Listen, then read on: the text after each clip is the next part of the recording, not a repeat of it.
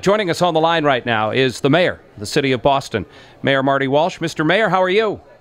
Good deal. How are you guys doing today? We're doing great, thank you. You know, Mayor, I've said this all the years that I've been doing this. There is not a voice among us who doesn't have a connection with cancer in some way, shape, or form.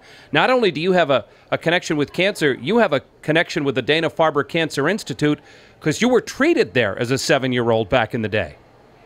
I was. Back when I was 7, I was diagnosed with Burkitt's lymphoma, a childhood cancer. And back in '74, when I had it, the survival rate wasn't that high. And I was one of the test cases, I guess, in the very beginning. And Dana-Farber, Jimmy Fund saved my life, along with Children's Hospital and prayers. And I've had a connection to that place ever since. And it's amazing the work they do there. Not everyone has a story like mine where it turns out to be a good one. But it's amazing that in our city, so many people are treated at Dana-Farber, and so much of the progress that's been made on fighting cancer has been made right there in those buildings over there. And I just want to thank all the people who donate. You just never know when you need it, when you need the Dana-Farber. You just never know. And the people there, they treat everybody the same, whether you're, a millionaire, a billionaire, or you don't have anything. They treat everyone the same. The people there are incredible.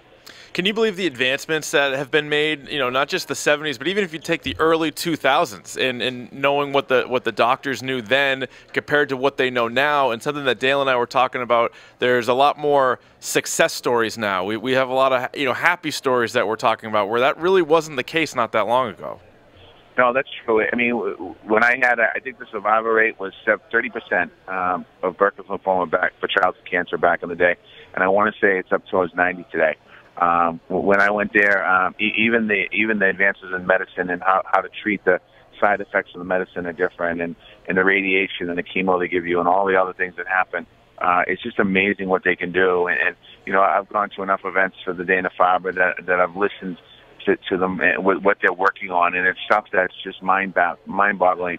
The advances they're trying to help people with, and try and isolate cancer cells, and obviously not just find a cure, but eliminate cancer. I mean, that's their goal, and it's just amazing. And so many people, WEEI, the Red Sox, I mean, year after year after year after year supporting this great organization. And there's somebody listening today that's probably crying because their life was affected by the Dana-Farber, and whether, again, not all cases end positive, but unfortunately, those sad cases happen.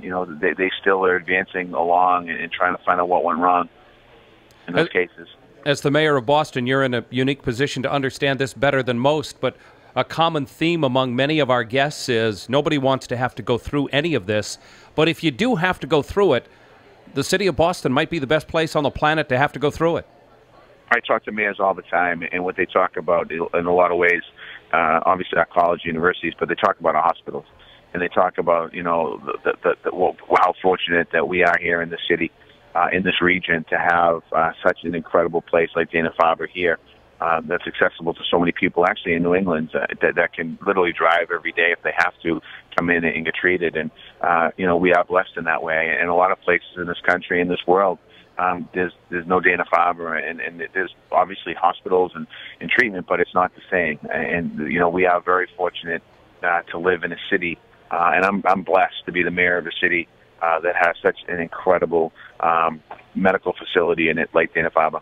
Well, and as well as anybody, not everybody's going to agree on every topic, but it's got to be impressive to see, no matter what your politics are, no matter what anything is, the city really comes together, especially for these 2 days, and to support this great cause. No, absolutely. I mean, I know the governor was on yesterday. He's a Republican. I'm a Democrat.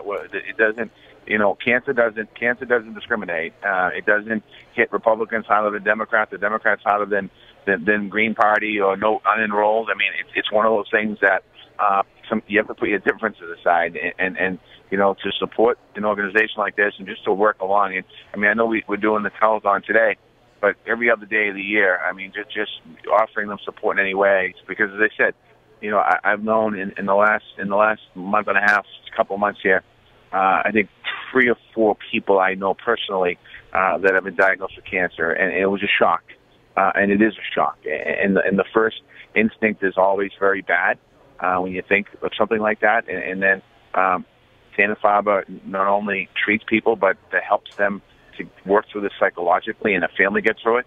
And it's a big deal. I mean, it's a big deal. And, you know, we go through our lives every day, and even me, you know, you don't always think of your health, and you don't think of how fortunate, if you're healthy, how fortunate you are. And when that day comes where you need that, you know, that checkup and something isn't right, to have a place like the Jimmy Fund, to be able to go and really explore and understand that it's probably not the first time that they experience this form of cancer or what you have in your body, and they have a plan on how to work on it. And you know, that's what's amazing. These folks have done this for so long. That's their specialty, and it's amazing.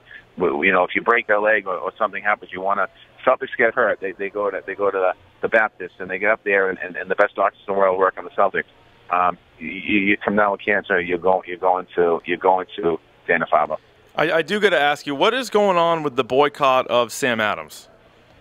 It's nothing to do with me. I mean, I'm not part of that. I didn't. I came out the other day and said that, you know, on the boycott and that stuff, it's just a slippery slope. I mean, I think we all wake up one day and say, I'm never going to buy this again. I just think it's a slippery slope. I know that the owner of Sam Adams went to an event with the president, and I don't know if he's a supporter of the president. He went to an event. I think he was invited, and I didn't come out in favor of that boycott.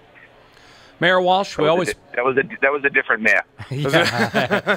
Mayor Walsh, we always appreciate the support and the time. Thank you very much for being with us here today, and we'll look forward to talking to you again soon.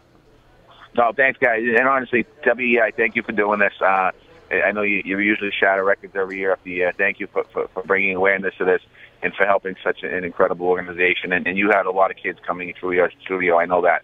And thank you to all those young, brave kids that do that. They're amazing. They're amazing people. Thanks, man. Thank you so much.